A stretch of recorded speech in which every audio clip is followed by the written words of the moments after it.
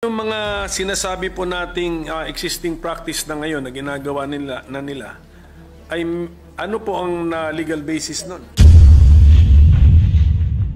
Po, napakaganda po ng tanong ng ating pinunong minorya. At yan po, alam niyo po, dito po sa aking kaliwa, kung titingnan niyo po, dahil ang sabi ko po sa kanila, Ginoong Pangulo, tayo po ay haharap sa bar tatner, mathematician pa. Kaya kailangan po, battery ng mga auditors ang kailangan po natin dito sa kaliwa. Ano po?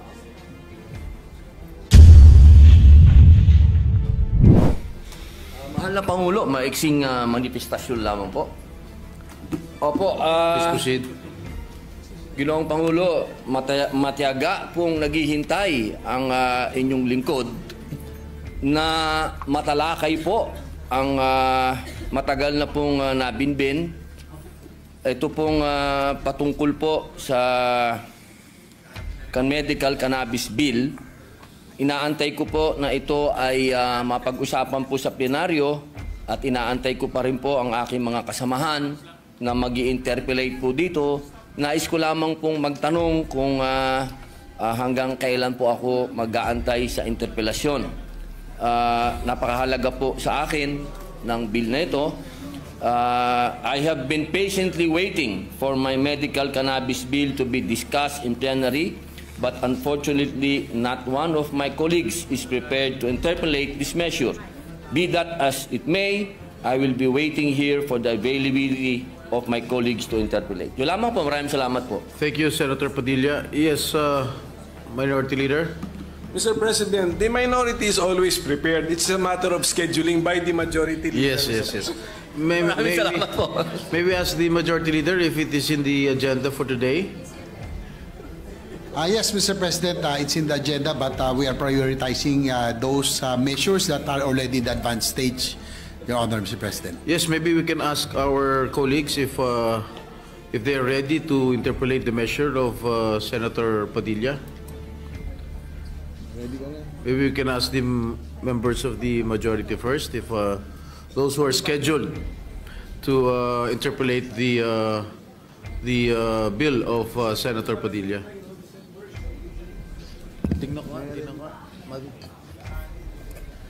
I think those who are scheduled to interpolate the bill of Senator Padilla is this representation.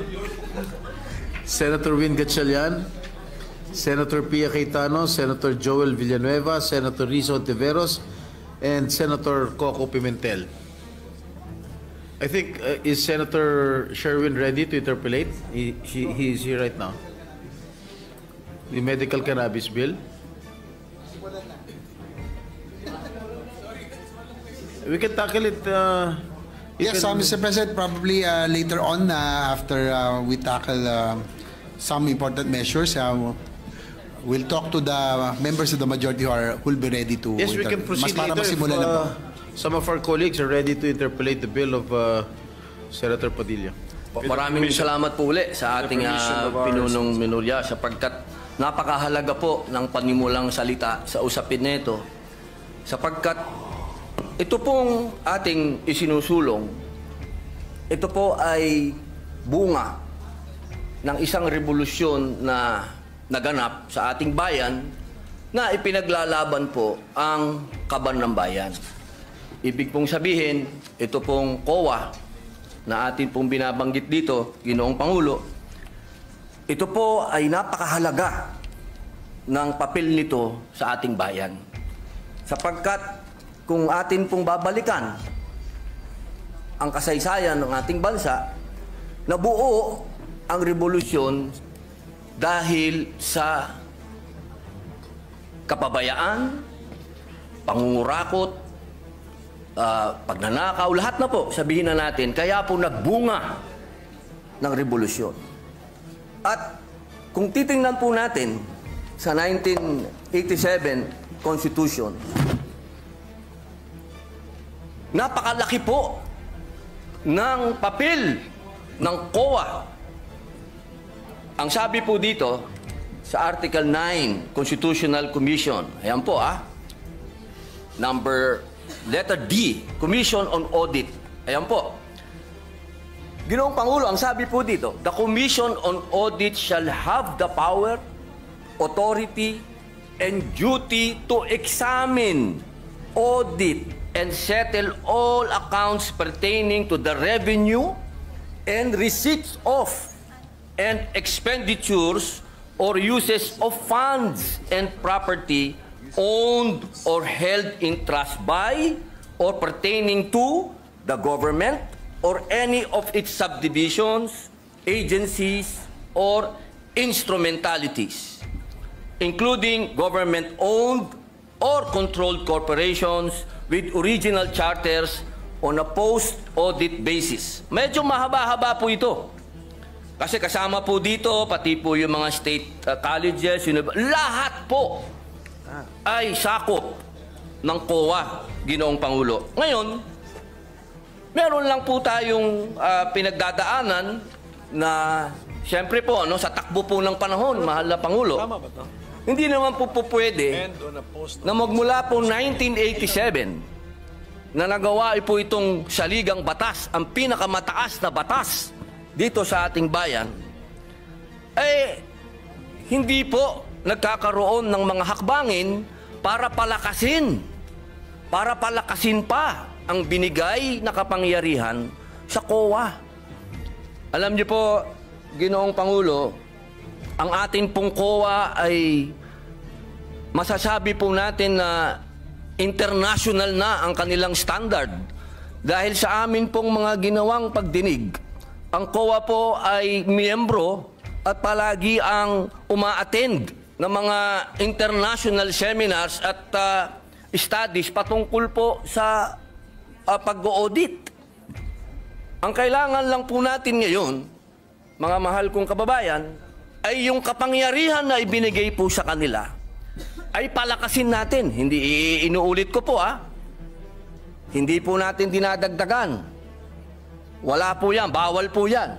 Ang gusto po natin, mahal na Pangulo, ay palakasin po yung mga ibinigay sa kanilang kapangyarihan.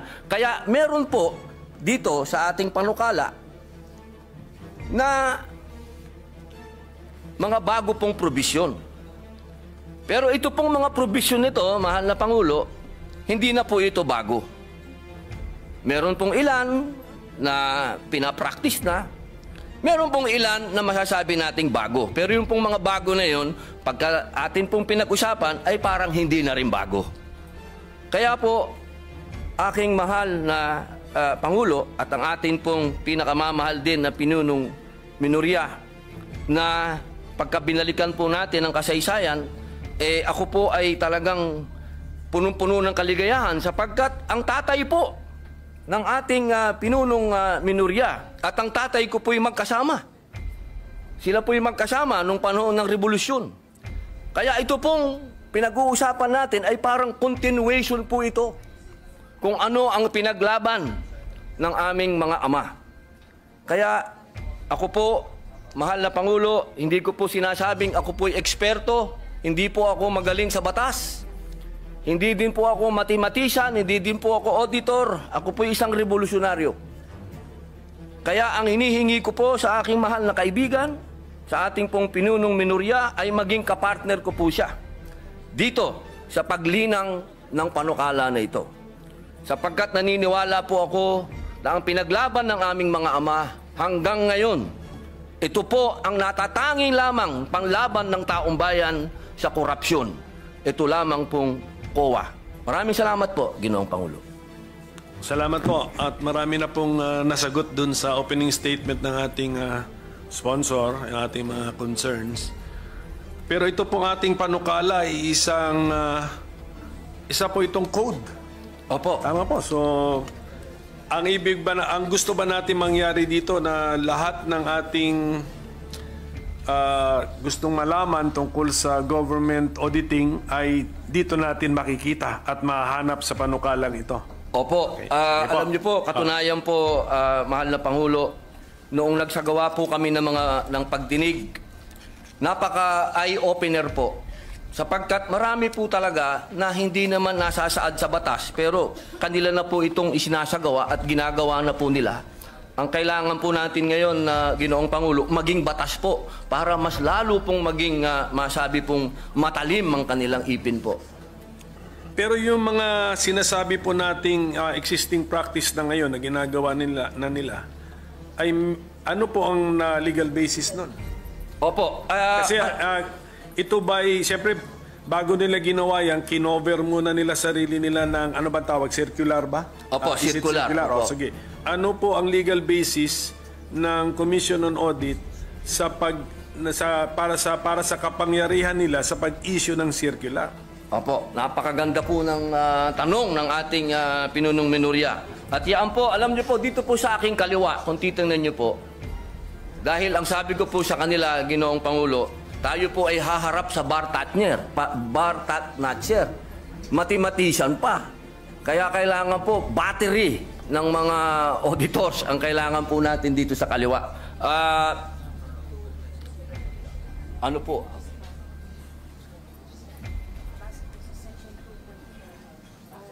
Yung legal basis na yun ay nandun sa PO. Section 2 ng Konstitusyon. Opo. Dito po, sa nakalagay po sa ating konstitusyon, sa Section 2 po, ng letter D, the Commission on Audit, dito po sa Section 2, number 2, sabi po dito, the Commission shall have exclusive authority subject to the limitations in this article to define the scope of its audit and examination, establish the techniques and methods required therefore. Yun po, nasa konstitusyon po, mahal naming Pangulo, na sinasabi po dito, meron po silang karapatan na maggawa ng mga techniques, establish techniques, methods sa pangalan po ng circular. Apo. Yung susunod, mas importante rin po. Sige po, basahin ko na po. Baka kasi English baka may Tagalog kasi dito. Meron kasi Kaya nga po, ang sana ating may konstitusyon Tagalog tayo. actually ay nakabandato dyan na merong Tagalog version ng ating konstitusyon. Sige po, pwede po natin gamitin yun. Tagalog sana para maintindihan ng ating mga kababayan. Masyado akong spoken in dollar. Tagalog. Tuloy ko muna po sa English. Sige po. Due to insistent public demand. Therefore, and promulgate accounting and auditing rules and regulations, including those for the prevention and disallowance of irregular, unnecessary, excessive, extravagant, or unconscionable expenditures or uses of government funds and properties. Malinaw po dito, Ginoong Pangulo. Ito po naman sa Tagalog,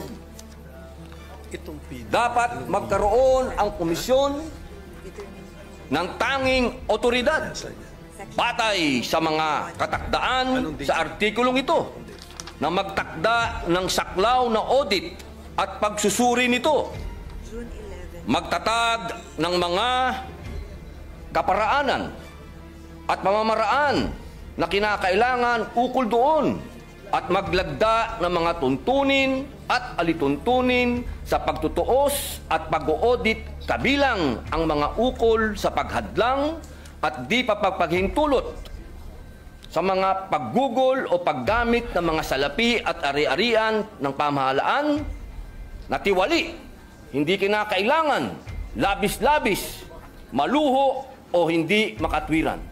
Yun po, Ginoong Pangulo. So, sa ngayon po, ang COA, aside from the circulars that they have issued, and aside from the constitutional basis in the 1987 Constitution, ano po ang batas na nag-govern sa kanilang mga kilos? Sa ngayon po ay Sa ngayon, saligang yes. batas. At siyempre po, yung pong nakaraan, nung panahon po ng tayo pa po ay nasa panahon pa ng Marcos Sr., meron po tayong Presidential Decree 1445. Opo, doon po nagbase halos... Opo. And that is a 1978 law. So, ibig na, ang gusto natin na sabihin ngayon, ang basic and fundamental auditing code na sinusunod ng COA sa ngayon is a 1978 law. Opo, opo. Yung 1978 auditing code na yan, paano naman siya binago ng mga detalye na nandun sa 1987 Constitution?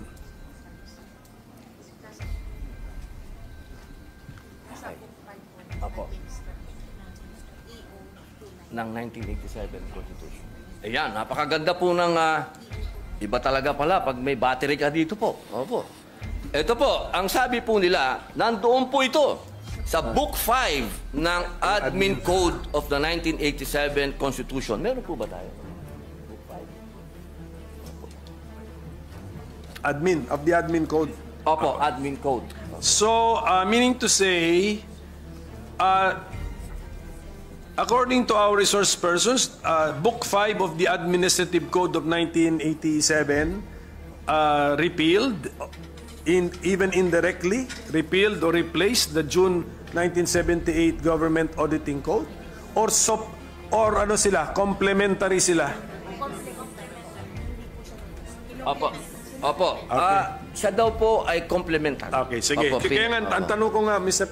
Opo. Okay. So, ang gusto nilang sabihin sa atin is, sa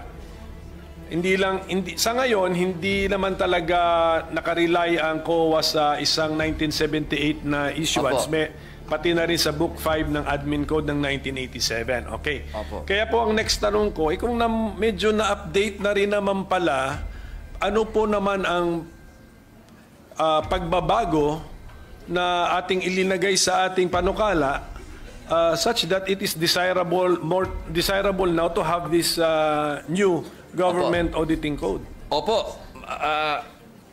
Opo, pwede po natin itong isa-isahin kung ano po yung mga bagong provision. Mga bagong idea muna. May mga bago ba tayong idea o bagong approach dito sa ating panukala? Kasi kung unless sasabihin nyo po sa amin na Opo. yung circular, pinagsama-sama lang natin lahat at ginawa nating code. Ganun ba ang ginawa natin dito sa panukalang ito o hindi? Katulad po ng sinabi ko po kanina, Ginoong Pangulo, meron po kasing sa takbo po ng panahon, meron din po silang mga ginagawang pag-aaral sa abroad. Ano po, opo. At yung mga best practices po ngayon sa abroad, gusto din po natin maisagawa. Pwede akong sumingit tungkol dyan. Opo. Ang ating bang COA chairman ay chairman ng isang international organization sa ngayon? Para pagkaalam ko, chairman ata siya ng isang international organization. So, Siya po ay member po. member. Opo, Okay, member automatic po siya. na may member tayo. Sige po, so continue sir. Kung ano yung kung may bago bang ideya dito sa ating panukala na hindi pa captured ng Book 5 of the Admin Code and the 1978 General Auditing Code tatawag na, or Government Auditing Code, yes. Opo. Kasi po may mga kaso po din, marami din pong mga bagong na-desisyon ng Supreme Court na mga kaso po na nakakapag-define po ng mga kailangan sundin ng COA o sundin ng mga tao po. Opo. Kaya kailangan po yung mga batas na bago, ito pong ating ginagawa na mapalakas po para maisama na rin po yung mga Supreme Court rulings po na may kinalaman po sa COA at yung mga practices na rin po ngayon ng COA na ginagawa na rin po nila na maging batas po. Opo. Siguro po, Mr. President, maganda yon. Kung mabigyan lang tayo ng idea o sample ng ating sponsor, Opo. ano ang mga bagong ideya na nakuha natin sa jurisprudence na ilinagay na ngayon natin sa panukala? Ano ang mga bagong idea na nakuha natin sa ating participation sa international organizations and fora na ilinagay na rin natin ngayon sa ating panukala? So para masundan po natin yung mga bagong Opo. ideya sa ating panukala. Meron po ito, kaninang umaga, amin itong pinag-aralan. Section 27 ba yun? Sandali lang po. A minute suspension, Mr. President. Opo. Session is suspended for a minute. Was in the process of answering the question already, Mr. President. So, Opo. Ginoong Pangulo, meron pong mga pangyayari katulad po ngayon, ano po, habang iniaantay po natin yung para sa Supreme Court, tatalon lang po ako. Katulad po sa Section 60, sinasabi po dito, Ginoong Pangulo, na katulad po kahapon, napag-usapan po natin yung e-governance. So dito po sa Section 60 ng ating panukala, nasasabi po dito, ay dinagdag po natin ang electronic transaction, katulad ng electronic documents, electronic collection, and electronic project. Ito po na rin ay pinapractice na rin po ito ng COA po sa ngayon. Yan po yung isa po na masasabi po nating malaking pagbabago. Opo, at dito naman po kanina, nagkaroon po ng kaso na dinesisyonan po ng Korte Suprema. Meron na? yes. Ito po yun, ano? Section 27, matagal na po itong pinapractice ng COA. Ito po ay patungkol sa pagbabawal sa mga private entities for rendering audit or related services to government agencies. Kailangan muna po ng COA's approval kung kukuha ng pribadong entidad para gumawa ng mga audit sa mga government agencies. Nagkaroon po ng kaso ito, Ginoong Pangulo, at ang naging decision po ay pagkalagpas ng 60 days. Iba pala to. Sorry po. Ang sabi po dito, hindi po pwede. Pwede na pwedeng kumuha ng pribadong auditing firm yung private ng mga government agency po. Pwede po silang kumuha. Opo. Hindi po pwede na ang sinasabi po, kasi ito, ang ano po nito, galing po ito sa deliberasyon ng 1987 Constitution. Kasi meron po itong isang commissioner, sinasabi niya, sabi niya doon, hindi, kailangan exclusive ang COA. Ang sabi naman po ng ibang commissioner, hindi pwede. Natalo po siya sa bilangan. At yun po ang ginamit ng Supreme Court na argumento na hindi po pwede na exclusive. Kailangan pwede silang kumuha ng iba. Yun po yung mga desisyon na masasabi po natin na nangyari. Meron pa pong isa. Opo. Dito po sa Section 28, ito ay nasa PD 1445. At base rin po ito sa desisyon ng Korte Suprema. Ito po ay patungkol sa probisyon ng pag-hire ng law firms o private lawyers. Ito po ay alinsunod sa desisyon ng Korte Suprema. Kasi alam niyo po, minsan kailangan magpaalam pa sa COA, hindi na po, kumbaga, nagkakasuhan na. Ginoong Pangulo, nagkadimandahan na, wala nang panahon. Ang sabi po dito, na kapag lumagpas na yung 60 days, deemed approved na po yung request ng kung sino man pong ang gustong mag-hire ng lawyer, private lawyer. Yun po yung mga masasabi nating bago na meron po talagang bigat. Kasi ito po ay may kinalaman na sa mga desisyon ng Korte Suprema at ganoon din po doon sa paparating po na e-governance. So, hindi pa po ito natitesting, itong Section 28, kunyari lumampas ng 60 days, gumastos na ngayon yung... Meron na pong desisyon. Meron na pong desisyon ang Supreme Court. So, sa ngayon, disallowed. Pero ang COA, wala pa po. Ilalagay po natin ngayon sa batas. Kaya nga, kung wala ito, kaya sa ngayon, disallowed. Hindi pwede. Kung pagbabasihan po yung desisyon ng Supreme Court, what was the decision? Allowed? The Supreme Court allowed the expense of government in the hiring of private lawyer or 60 days. Or sustained the 60 decision? days po So even the 60 days is in that decision? Hindi ako familiar po sa decision na yan. Opo. So, okay. Oo. Yun po, malinaw po yun eh. Malinaw po, Ginoong Pangulo, na halimbawa po, katulad po ng Pisan, di ba? Pisan, nag-hire po sila ng lawyer nila, lumagpas po, hindi po, ang nangyari ang tagal po, ano, hindi po nila maantay-antay yung approval ng COA. Ang sabi po, 60 days deemed approved na po yun. Pag lumagpas. Okay. Ngayon, kinaklaro natin dito. Opo. Sige po. How about sa international best practices? Meron ba tayong napulot doon na linalagay ngayon natin dito sa ating panukala? Ano pong tawag? Section 26. Ayun! Nako, ito po yung pinakamaganda na pinag-usapan po namin. Ako gusto ko po ito.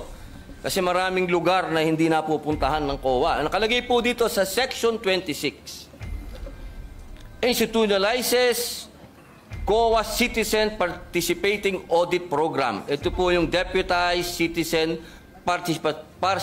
Participatory Office. Since 2016 pa po ito, ginagawa nyo na. Opo, nagde-deputize po sila. Opo, ng mga mga CPA po, no? Tawag po nila CPA, mga opo. Kaya po ito po ay napakaganda sapagkat marami pong lugar dito sa ating bayan ang hindi po napupuntahan, Ginoong Pangulo. So ito pong participation ng civil society organizations na natin ay linilimit natin sa remote and critical areas. Bakit hindi natin gawin as a general rule? Opo. Sama sila. Actually, Sama sila. general rule po siya. Opo. Well, ito pang ang pagkasulat natin ay located page 20 line 17 to 18 nakasulat dito. Monitoring of projects located in remote and critical areas. So mukhang maganda itong idea na ito. Bakit din natin gawing partner ng COA ang CSO? For all, if you want. Opo, yun daw po, practice na po na raw nila, Ginoong Pangulo. Ito po yung ginagawa na raw po nila. Opo. So, balikan po natin itong 26. Ano natin? Opo. I-expand po natin. Opo. Hindi ba sa bidding ay required, sa public bidding, required ang mga observers from civil society rin? NGO? Ganon? So, pag ino-audit ba ng COA ang isang project, tinitignan ba nila how the public bidding was conducted? Kasali po ba yun? Do they also, and in the process, do they look for the participation of the CSO or NGO or PO? Wala yung... Ay, pwede pa natin ito. Okay po. Limited lang daw po ang binibigay. Sige. Opo, doon sa... Pero sa lahat po ng bidding nandun. Kayo? Ang COA. Opo, ang COA po nandun. Sa lahat po ng bidding na... Sige pa, so nakita naman natin yung... Andun yung attempt sa Section 26. Hindi ano na natin? Mas broad na. Ano na natin yung spirit nung anong panukala, nung section po, ayusin na po natin. Opo. Tapos Mr. President, bago ko ito malimutan, may mga concerns na riniraise yung mga private entities na it's either meron silang ano ba yun yung sa PPP? PPP. Because of the PPP, allowed ang private entities na parang meron siyang merger of activities or transactions with the government. Yun, meron silang isang section po rito, section 24, if I'm not mistaken, na yun po ang concern nila na ano bang klaseng audit authority ang gusto ma-exercise or pwede ma-exercise ng COA sa kanila under our bill, Mr. President? Opo. Ito po ay napakagandang tanong po ng ating pinunong minorya sapagkat ito po ay napakarami na po talagang tumawag din po ng aking pansin dito sa usapin nito. Kaya ito din po ay nagkaroon din po kami ng napakahabang talakayan dito.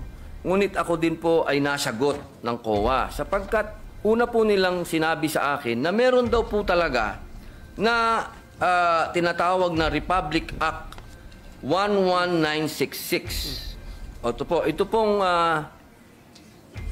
RA na to sa second paragraph, section 31 ng PPP Code. Kung saan sinasabi po na ang mga PP projects awarded subject sa Government Audit Code or 2009 Revised Rules of Procedure ng COA and amendments thereto.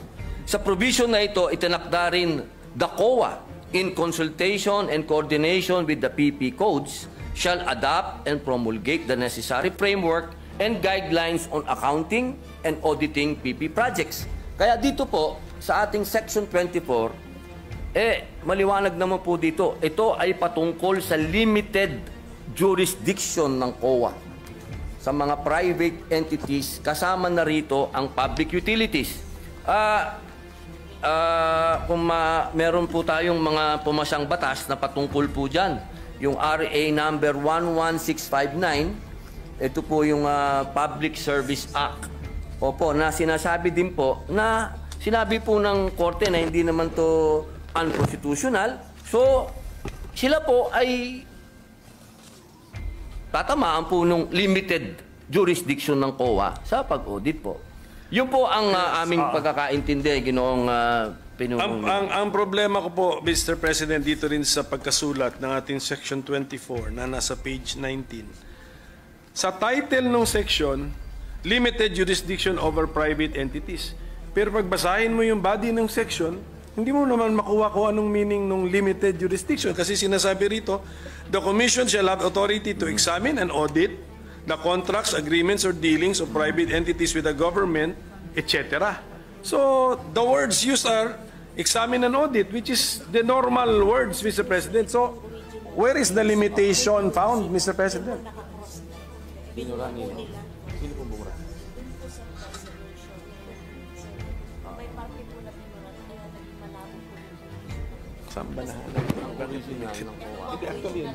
Maganda po ng naging talakayan dito sa amin. Napakaganda po kasi ng katanungan ng ating pinunong minorya. At alam niyo po, ito po kasing pinag-uusapan natin ngayon, ito po ay galing pa sa Presidential Decree number 1445. Patingin ng 1445. At ito po ay at ang amin pong napagdesisyonan, amin pong i-specify dito sa Section 24 na malinaw kung ano po yung dadaan sa audit. Ibig pong sabihin, kung ano lamang po yung dinapuan ng pera ng gobyerno, doon po sa PPP, doon lang po sila may karapatan na mag-audit. Kung saan lang po dumapo yung pera po ng gobyerno. Pero maliban po doon, wala po silang pwedeng silipin doon po patungkol doon sa private na kumpanya. Pero sa ngayon po ating sponsor na sa pagkakasulat ngayon, medyo hindi yan limited jurisdiction. Opo. Tama, okay, Opo, sige opo. po. At least. Tinatanggap po ng ating So, malalaman lang natin ito or kung kami ba, ang ating mga kasama ba ay sasang-ayon sa amendment, kung marinig na namin kung paano natin mahuhuli yung konsepto ng limited jurisdiction. Opo. Sige po. Opo. So at least maganda po yan at malaking bagay na po yan na yung parang agam-agam nila, yung worry nila, concern na... Opo. Natural po yung kanilang pag-aalala sapagkat sila po ay mga investor din po. Siyempre po, kailangan din natin alagaan yung mga investor. Pero wag po silang malumbay at wag po silang mag-alala. At lahat po ng pwedeng gawin ng COA patungkol lamang po sa pera ng gobyerno po. Ngayon po, yung konsepto ng right sizing, nakaka-discuss lang natin, parang nasa bill din yun. Pero yung kahulugan ba ng right sizing na gamit natin sa panukalang ito, kaparehas nung right sizing na sinabi po ng ating Senate President na dinipensahan niya yung kanyang panukala. Opo, alam niyo po, kung mapapansin niyo po, kasama po ako ng ating Ginoong Pangulo doon sa right sizing sapagkat naniniwala po tayo doon. Pero kanina po sa kanyang paliwanag, malinaw din po na sinabi niya, hindi po ibig sabihin nun na tayo po ay magbabawas o ano. Kung hindi, pipiliin po yung mga tao talaga na talagang sila po yung magpe-perform. Yung talaga pong may mga kakayahan. Yung tunay po na masasabi po natin na madi-deserve po nila kung magkano po yung natatanggap nilang sweldo mula po doon sa ahensya ng gobyerno. Kaya ako po ay nakasuporta po doon. At dito po, sa kasalukuyan, naririnig ko po ang aking lupon at kanila pong naisagutin ang inyo pong katanungan. Opo.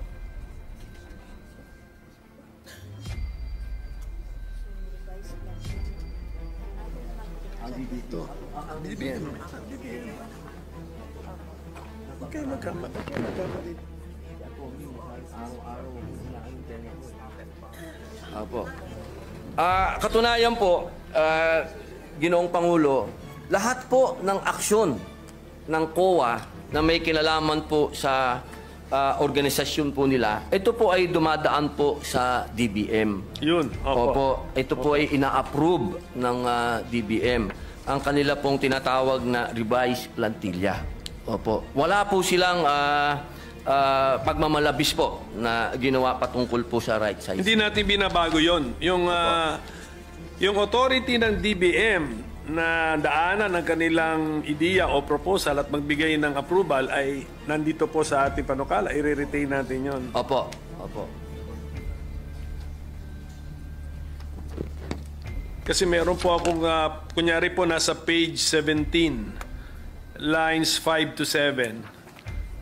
5 to 7. Yes, the commission proper may effect changes in the organization and functions of the commission as it may deem necessary in the exercise of its fiscal autonomy in order to carry out its constitutional mandate. Hindi po ba pwede itong ma-interpret? Kasi dun sa word na organization, pati function nga eh. Hindi ba pwedeng ma-interpret ito na pwede na nilang hindi hintayin ang desisyon ng DBM? At saka yung functions na ito, pwede ba nilang baguhin ang itong code na ginagawa natin, Mr. President? Okay, okay. Ginoong Pangulo, ito pong provision ng 5 to 7. Line 5 to 7. Page 17. Opo. Opo. The commission proper may effect changes in the organization and function of the commission as it may deem necessary in the exercise of its fiscal autonomy in order to carry out its constitutional mandate. Opo, yun po ang kasagutan po nila. Nasa special provision daw po ito ng GAA. Hindi, paano nga to na paano interpretation po nito? That the commission, the COA can create additional positions and not need the DBM's approval because meron silang exercise of fiscal autonomy? Opo, basta hindi lang po sila lumalagpas sa budget. Basta nandun lang po sila sa budget. Eh, paano sila nabigyan ng budget? In the first place, di ba kung kinocompute ang budget, PS, MOE, capital outlay. Also. Pero lahat po yun, Ginoong Pangulo, dumadaan pa rin po sa DBM yun lahat. Opo, upon approval po ng DBM. So ang gusto natin sabihin, ito pong paragraph na ito ay nasa GAA at lumalabas yan year after year after year. Check. Special provision po. Pwede po natin basahin. Sige po, titingnan na lang po natin. Basta, kasi ayaw natin ng ayaw natin ng Doon po ba sa... sige, pakitingin na lang po yung... Opo. Doon po ba? Pati po ba sa special provision ay binanggit ang fiscal autonomy? Ito po. Tingnan natin. Opo. Aha. Page. Saan to? Page 11. Andito? Apa, sandali lang po. Minute suspension po. Standing any provision of law to the contrary and within the limits of appropriations in this act, the chairperson of the Commission on Audit, COA, is hereby authorized to formulate and implement the COA's organizational structure. B. Fix and determine the salaries, allowances, and other benefits of the COA personnel in accordance with the rates and levels authorized under RA number 6758 as amended and RA number 6686 as amended. And C. Create new positions, transfer an item, or make other adjustments in the personal services itemization whenever public interest so requires. Implementation of the foregoing shall be subject to compliance with organization, staffing, and position classification and compensation standards of the DBM. Scrap and build policy and submission to DBM of a resolution stating the changes in the organization and staffing in accordance with the foregoing standards and policy for proper documentation. Yun po, Ginoong Pangulo. Okay. Wala bang Tagalog yan? Pero alam niyo yung tanong ko po. Kung yung paragraph na yan, lines 5 to 7, Opo. ay nandun sa special provision, ang layo po nung binasa ninyo. Hindi naman yung paragraph na yan eh. So siguro ang sinasabi nila sa atin, kinompress yung at linagay. Pero delikado po kasi mag-compress tayo ng ilang ideas. Kasi when we re-expand the compressed sentence, pwedeng iba na ulit yung conclusion natin. Iba na po. So, mukhang ang sagot sa tanong ko, hindi. Wala itong paragraph na lines 5 to 7 ay wala sa special provisions. Hindi po. Wala po. Maaari po natin, kung gusto po niyo, at sa palagay po ng ating pinunong minorya at professor na i-adapt na lang po natin yung dati, mas maganda po yun. Hindi, ang aking point po, mag-ingat po tayo kasi sabi nga natin kanina na kino-concede ng COA na yung kanilang reorganization or any changes sa kanilang organization, lalo na sa pag-hire ng paggawa ng mga posisyon, ay kinakailangan ng approval ng DBM. Okay. Ingat lang ako dahil diyan sa paragraph na yan, mukhang pwede nating isantabi ang requirement na kailangan ng approval ng DBM. So, yan lang po. Kung pwede rin natin balikan ang last paragraph ng Section 16, Mr. President. Gawa niya ng paraan yan. But Mr. President, actually marami pang section dito na binimension ata ang fiscal autonomy ng COA. Pero kung pwede sa susunod na natin pag-usapan kung anong ang meaning ng fiscal autonomy, paulit-ulit na lumalabas dito sa auditing code na to. Kasi kailangan maintindihan po natin yun. Kasi meron din akong bill sa judiciary fiscal autonomy. Tama. Tapos ang CHR claims na meron silang fiscal autonomy.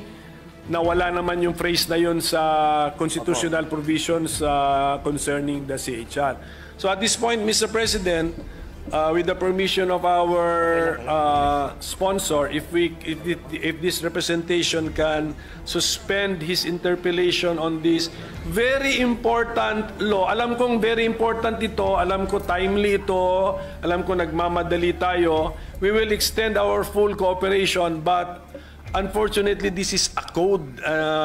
Sa sheer length, kailangan ng talagang daanan natin ito. Pero mas importante sa importance niya Kasi buong gobyerno subject to this code, plus yung limited jurisdiction sa mga private entities na magdi-deal sa gobyerno,